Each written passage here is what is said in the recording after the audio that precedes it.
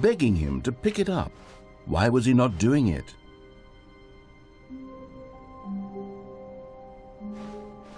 When Stanley came to a set of 2 open doors, he entered the door on his left.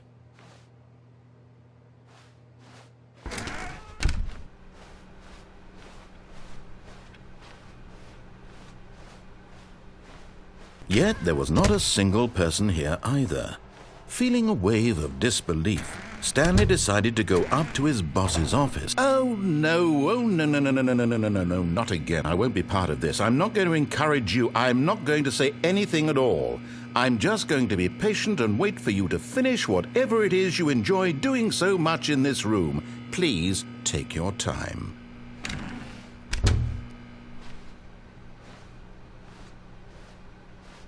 Coming to a staircase, Stanley walked upstairs to his boss's office.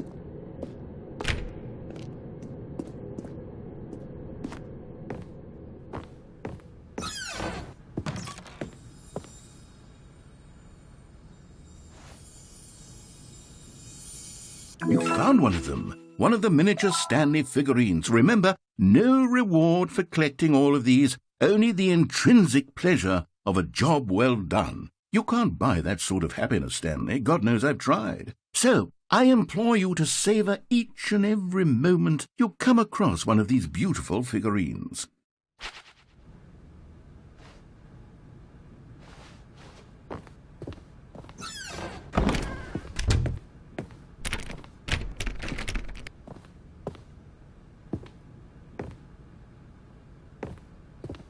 Okay, I think we all know the drill by now. Blah, blah, blah. Dark secrets, the keypad. Stanley pushes some buttons. Oh, hey, look, it's a new passageway. Quelle surprise.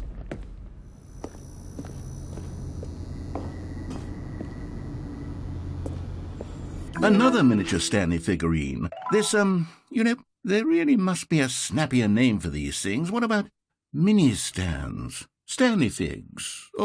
What about Stanlerines? Yes. I think I like that. Another Stanlerine under your belt.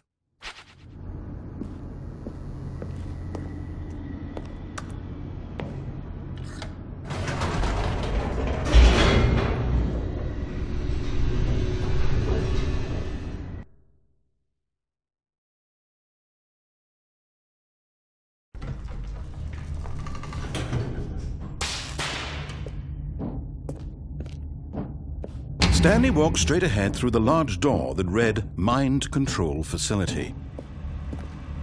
Although this passageway had the word Escape written on it, the truth was that at the end of this hall, Stanley would meet his violent death.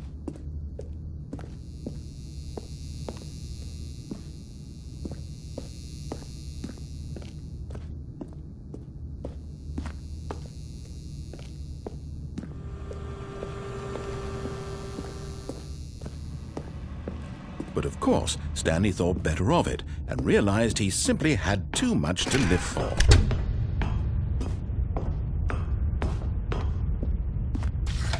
The lights rose on an enormous room packed with television screens. What horrible secret did this place hold? Stanley thought to himself. Did he have the strength to find out?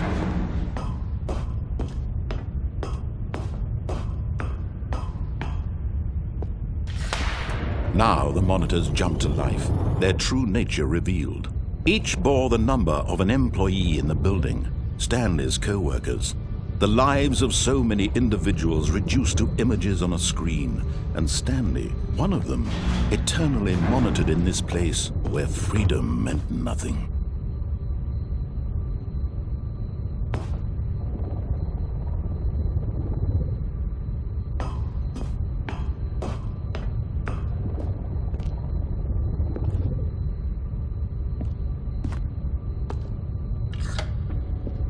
This mind control facility, it was too horrible to believe. It couldn't be true. Had Stanley really been under someone's control all this time? Was this the only reason he was happy with his boring job? That his emotions had been manipulated to accept it blindly? No, he refused to believe it. He couldn't accept it. His own life in someone else's control? Never! It was unthinkable, wasn't it? Was it even possible? Had he truly spent his entire life utterly blind to the world? But here was the proof, the heart of the operation. Controls labeled with emotions, happy or sad or content, walking, eating, working, all of it monitored and commanded from this very place. And as the cold reality of his past began to sink in, Stanley decided that this machinery would never again exert its terrible power over another human life. For he would dismantle the controls once and for all.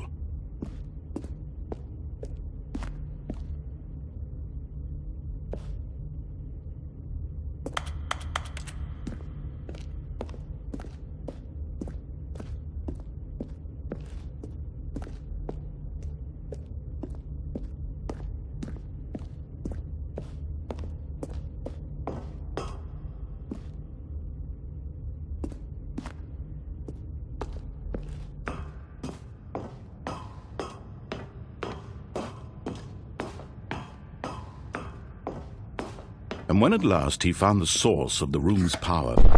Oh, Stanley, you didn't just activate the controls, did you? After they kept you enslaved all these years, you go and you try to take control of the machine for yourself. Is that what you wanted? Control? Oh, Stanley, I applaud your effort, I really do. But you need to understand, there's only so much that machine can do. You were supposed to let it go, turn the controls off, and leave. If you want to throw my story off track, you're going to have to do much better than that. I'm afraid you don't have nearly the power you think you do. For example, and I believe you'll find this pertinent, Stanley suddenly realized he had just initiated the network's emergency detonation system. In the event that this machine is activated without proper DNA identification, nuclear detonators are set to explode, eliminating the entire complex. How long until detonation, then? Let's say, 2 minutes. Now this is making things a little more fun, isn't it, Stanley? It's your time to shine. You are the star. It's your story now. Shape it to your heart's desires. Oh, this is much better than what I had in mind. What a shame we have so little time left to enjoy it. Mere moments until the bomb goes off. But what precious moments each one of them is. More time to talk about you, about me, where we're going, what all this means. I barely know where to start. What's that? You'd like to know where your co-workers are? A moment of solace before you're obliterated? All right, I'm in a good mood. You're going to die anyway. I'll tell you exactly what happened to them. I erased them. I turned off the machine. I set you free. Of course, that was merely in this instance of the story. Sometimes when I tell it, I simply let you sit there in your office forever, pushing buttons endlessly and then dying alone. Other times, I let the office sink into the ground, swallowing everyone inside, or I let it burn to a crisp. I have to say this, though, this version of events has been rather amusing. Watching you try to make sense of everything and take back the control wrested away from you, it's quite rich. I almost hate to see it go. But I'm sure whatever I come up with on the next go-around will be even better. My goodness, only 34 seconds left. But I'm enjoying this so much. You know what? To hell with it. I'm going to put some extra time on the clock. Why not? These are precious additional seconds, Stanley. Time doesn't grow on trees. Oh dear me, what's the matter, Stanley? Is it that you have no idea where you're going or what you're supposed to be doing right now? Or did you just assume when you saw that timer that something in this room was capable of turning it off? I mean, look at you. Running from button to button, screen to screen, clicking on every little thing in this room. These numbered buttons, no, these colored ones, or maybe this big red button, or this door. Everything, anything, something here will save me. Why would you think that, Stanley? That this video game can be beaten? Won? Solved? Do you have any idea what your purpose in this place is? Stanley, you're in for quite a disappointment. But here's a spoiler for you. That timer isn't a catalyst to keep the action moving along. It's just seconds ticking away to your death. You're only still playing instead of watching a cutscene because I want to watch you for every moment that you're powerless, to see you made humble. This is not a challenge, it's a tragedy. You wanted to control this world, that's fine. But I'm going to destroy it first, so you can't. Take a look at the clock, Stanley. That's 30 seconds you have left to struggle. 30 seconds until a big boom and then nothing. No ending here, just you being blown to pieces. Will you cling desperately to your frail life, or will you let it go peacefully? Another choice. Make it count, or don't. It's all the same to me, all a part of the joke. And believe me, I will be laughing at every second of your inevitable life from the moment we fade in until the moment I say, happily ever after.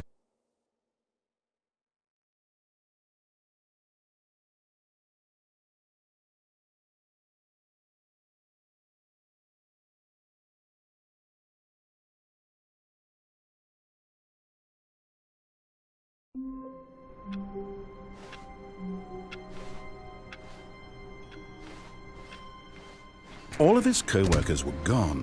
What could it mean? Stanley decided to go to the meeting room. Perhaps he had simply missed a memo.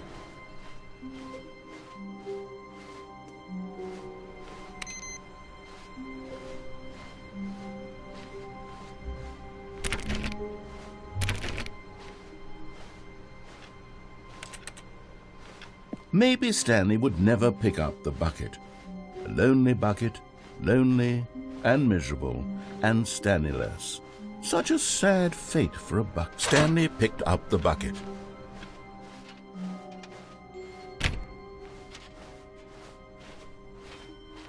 Stanley clutched the bucket tightly to his chest and entered the door on his left. This was not the correct way to the meeting room, but Stanley had felt the bucket calling to him, telling him that the employee lounge was simply the place to be.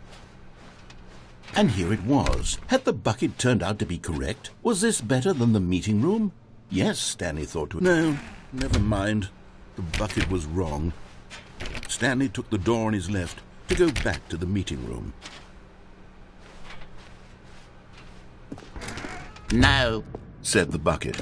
Don't go to the meeting room. Go somewhere else. The cargo lift, yes. Go there. Go to the cargo lift.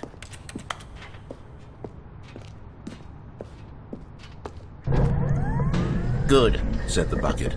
Now ride the lift all the way to the top. There's something up there I need you to do. Stanley did not question why or how this bucket was speaking to him. It should have alarmed him, of course, because buckets can't talk. But Stanley chose not to think about this obvious fact. He was firmly convinced that the bucket had spoken to him, and he unthinkingly did whatever the bucket asked.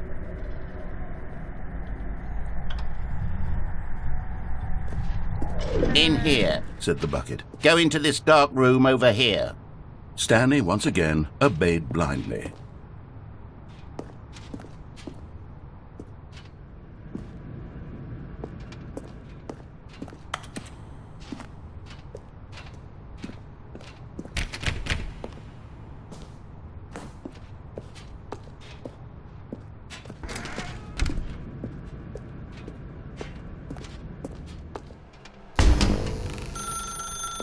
Now pick up the phone, said the bucket.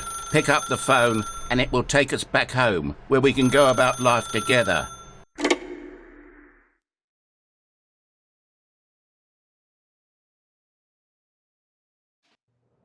This is the sad story of a man named Stanley and his bucket. Once upon a time, I gave Stanley a bucket because I thought he was lonely and could use a friend. And then, very distressingly, he began to believe the bucket could speak to him.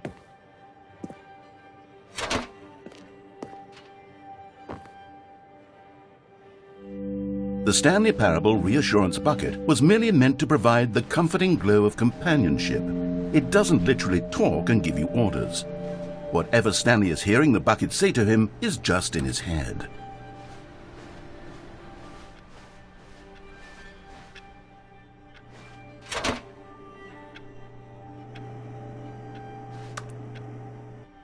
Lately, I've been concerned about him. Wouldn't you be concerned as well? To see him delusional like this, obsessing over an inanimate metal object? I want to say something to him, but I don't know how I can convince him. I don't know if he'll listen to me. Oh, I'll try anyway. Stanley, can you hear me? Listen to me. It's just a bucket. It can't think, it can't talk. All it will ever truly do for you is effectively transfer a liquid from one location to a different location. That's it. It doesn't do anything else. You see, he's not listening. He's still taking orders from the bucket. You know, once upon a time it was me he took orders from. Me he trusted and listened to. Now all he cares about is his awful bucket. This stupid hunk of metal.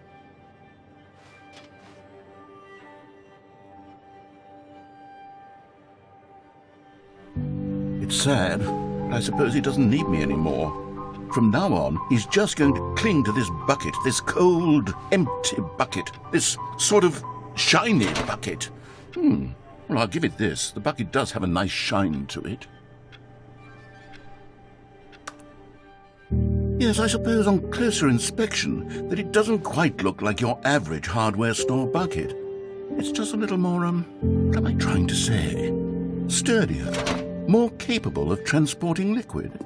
Like it would be better at moving an amount of water from one room to another. Oh my God, what am I saying? Better at carrying water from room to room. It's a bucket. It's literally just a bucket. Why do I feel some need to point out the ways in which it's so much more than just a regular bucket? Oh no, I'm having feelings. For the bucket. Oh, no. What's going on? Why